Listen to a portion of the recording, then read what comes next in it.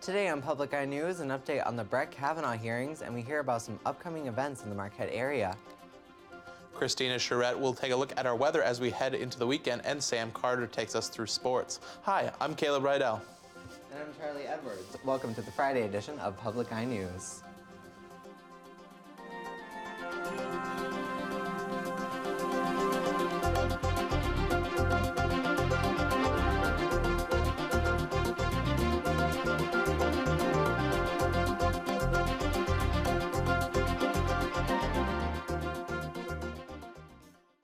NMU Vinyl Club will be hosting a vinyl record show on Saturday, October 6th. Event organizer John Teichman says you don't need to know anything about vinyls or record players to attend the event, and there will be people to answer questions. The vinyl record show will be held at Whitman Hall Commons from 10 a.m. to 4 p.m. Black Rocks Brewery will be hosting their own version of German Beer Festival Oktoberfest this Saturday at 4 p.m. In addition to having a wide selection of beer at the event, there will be German food available from the Steinhaus of Marquette, a tuba band playing traditional German music, and people will have the option to play Hammerschlagen, a traditional German game. Thursday evening, the Forsyth Township Police Department responded to a three-car crash on M35. One of the vehicles that was headed southbound on M35 was stopped and waiting to turn left near Suez Drive. A truck rear-ended the car and caused the vehicle to roll into the northbound side where it collided with another vehicle. Forsyth Fire, Police, and EMS were called at 6:40.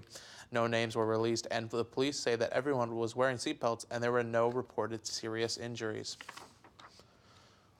There was a public hearing Thursday night for the L'Anse Township Planning Commission regarding a proposal for wind turbines to be built in Baraga County. If the proposal passed, it would allow Renewable Energy Systems to build between 35 and 50 wind turbines on land in the L'Anse Township. The public hearing heard comments from both sides of the issue, and the most repetitive comments stated that there was a need for more civil discussion. Opposition to the wind turbines believed that the turbines would have a negative effect on the local economy, while those in favor for the turbines believed that they would finally give the residents control over their energy. Thursday night, experts from a special commission discussed plans to eliminate lead exposure. They held a public forum at Northern Michigan University where they received strong support from Marquette residents. The commission is called the Child Lead Exposure Elimination Commission, and its job is to report to the governor and state's Department of Health and Human Services. A recent Facebook security breach has affected almost 50 million of its users. The breach is the latest setback for the social media platform in its year of controversy. Facebook claims that they are unaware of who exactly the culprit was, but to fix the issue, Facebook reset logins for over 90 million accounts. Facebook CEO Mark Zuckerberg claims the company has yet to find out if any of the accounts that were hacked were misused. And after the break, we will be back with your national and international news. Stay tuned. Coming up on Austin City Limits. Everybody's singing the same song.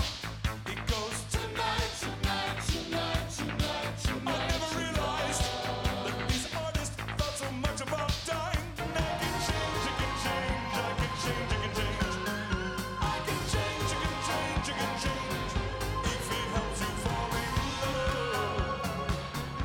love. Saturday night at 11 on Public TV 13. Welcome back. A passenger plane coming from the Micronesian island of Pohnpei made a crash landing in a Pacific lagoon Friday. A hole was made in the side of the plane after the crash caused water rushing in to the cabin before the passengers had a chance to escape. Local boats saw the incident and helped with all of the 47 crew and passengers get to safety.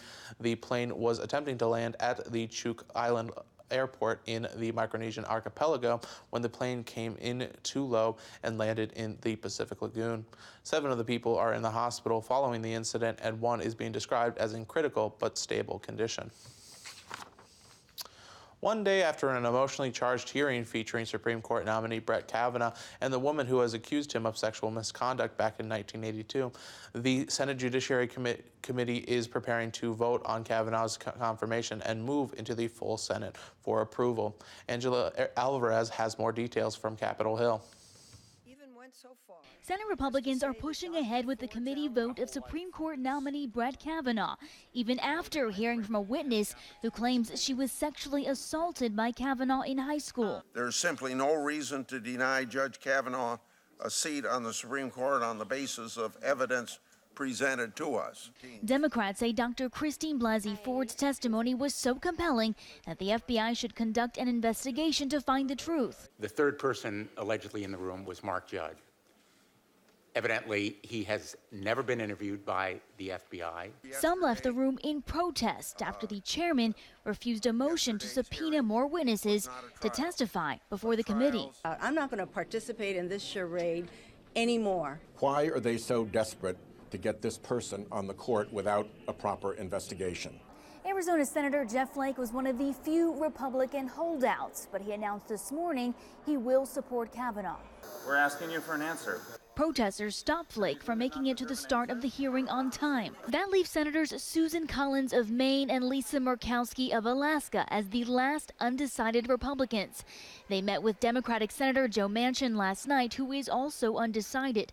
But Indiana Democrat Joe Donnelly announced today he will oppose Kavanaugh's confirmation. Despite that, the White House is confident Kavanaugh will win. You should be confirmed. Confident at this moment you have the vote? Yeah, we're confident that we're going to get there. Majority Leader Mitch McConnell has scheduled a procedural vote on Kavanaugh's confirmation for tomorrow, which sets up a final vote for Tuesday.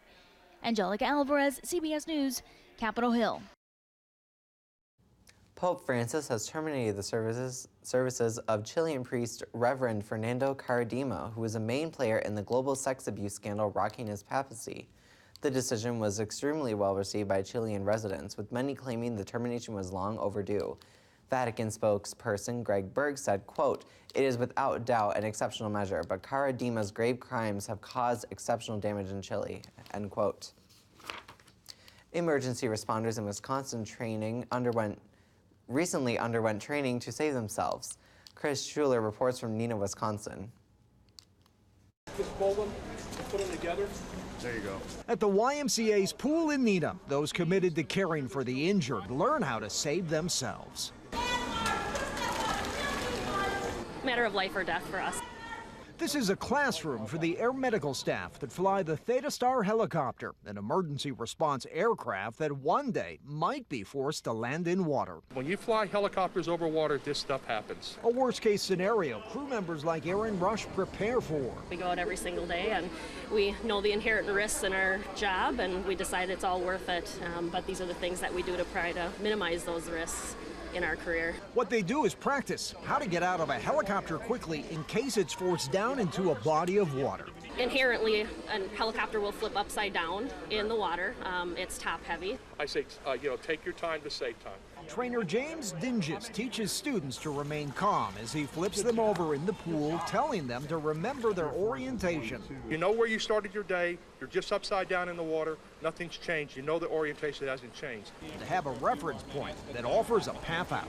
To have a point to where they can release their seatbelt and pull themselves to safety and out of the aircraft. What you were doing. And that's exactly what we were doing.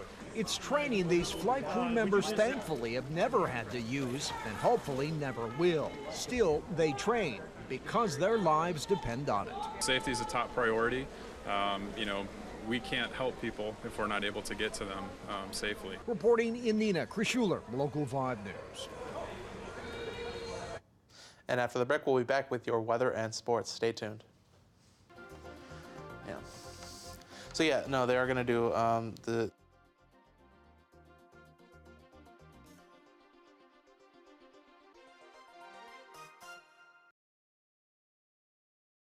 For 33 years, across more than 1,500 episodes, Firing Line provided a platform for a substantive and balanced exchange of opinion. Today, we live at a time when meaningful discourse is needed more than ever. Our mission is to renew the Firing Line tradition for a new generation and engage new voices and viewers alike in a debate about the America we want to create in the 21st century. Please join me. Sunday afternoons at 1 p.m. on Public TV 13. News, my name is Christine Charette and I'll be doing your weather for today. Behind me you can see NMU's campus, a bit cloudy. Students are bundling up as the fall weather hits us for full effect. Looking at today, It's a bit cloudy. Temperature is 48 degrees. Wind is north 8 miles an hour. Barometric pressure is 30.01 and rising.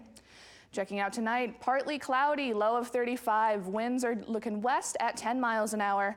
And tomorrow, mostly cloudy, high of 47. Winds northwest at 10 miles an hour. Checking out across the UP, a bit cloudy all around. Sault Ste. Marie, 50, cloudy. Manistee, 52. Escanaba, 55. And Menominee, 54. Iron Mountains, the only one seeing a bit of rain right now at 49. Ironwood, 45. Houghton's hitting 50. And beautiful Marquette, where we are, is a nice 48. Going into the next few days, looking at Sunday, high of 52, low of 41, and cloudy. Monday, high of 48, low of 41 with a couple showers. And Tuesday, high of 54, low of 46, and partly cloudy. With the temperature winding down a bit, is this going to be affecting our sports at all? Well, we're not so sure about the NMU women's volleyball team because they'll be on the road. But we'll see. The NMU women's volleyball team is hitting the road this weekend for the start of their longest road trip of the GLIAC schedule. The 6-game away series will begin in Ashland, Ohio tonight at 7 p.m. Although NMU has an all-time winning record against Ashland of 19-11, this season Ashland is undefeated in GLIAC play. They're 14-2 overall and 7-0 in the GLIAC. After facing the Ashland Eagles, the Wildcats will travel to Wayne State for a 2 p.m. game tomorrow afternoon. The final weekend of Major League Baseball season gets underway tonight as the National League Central Division heats up. The Milwaukee Brewers trail the Chicago Cubs by 1 game in the National League Central as the Brewers begin a 3-game series with the Detroit Tigers tonight. The Cubs, meanwhile, host a desperate St. Louis Cardinals team at Wrigley Field, who haven't yet clinched a playoff spot and trail the Los Angeles Dodgers by 1 game in the wild card race. The Dodgers trail the Dodgers trail the Colorado Rockies by 1 game in the National League West. The Dodgers begin a series with the San Francisco Giants tonight, while the Rockies host the Washington Nationals. And last night in the NFL, the Los Angeles Rams topped the Minnesota Vikings 38-31 on Thursday Night Football. Rams quarterback Jared Goff threw for 5 touchdowns and was 26 of 33 for 465 yards through the air, helping his team improve to 4-0. The Vikings fell to 1-2-1 behind quarterback Kirk Cousins, who went 36 of 50 with 422 yards through the air and 3 touchdowns. The Rams stopped the Vikings' final drive to try to tie the game when Cousins fumbled the ball and LA recovered to hold on for the victory. The rest of Week 4 games in the NFL kick off on Sunday. That's pretty crazy, isn't it, Caleb? Absolutely. And I got something crazy as well. A little bit of scooter action, Sam. Grandma may want to watch herself if she plans on drinking before hopping onto her electric scooter. Los Angeles has charged their first person with driving under the influence while operating an electric scooter. A 28-year-old was 3 times over the legal limit while operating his scooter when he hit a 64-year-old man who would suffer a knee abrasion and did not stop. The scooter operator is charged with operating under the influence and a hit and run. He will pay a $550 fine and spend 36 months on probation and have to complete a DUI program. Being Irish does not make you qualified to wave down airplanes, as one Dublin man found out. Around 7 a.m. Thursday at Ryan Airport, an Irish man in his 20s broke through a door and waved down a plane on the tarmac that was leaving for Amsterdam. The man was supposed to be on the flight and was late and thought he could wave down the airplane and be let on. Shortly after being on the tarmac, the man was tackled by airport security and arrested. The man is being charged with criminal damage to a door lock and is currently out on bail. But that's all the time we have for you here today at Public Eye News. Tune in again tomorrow.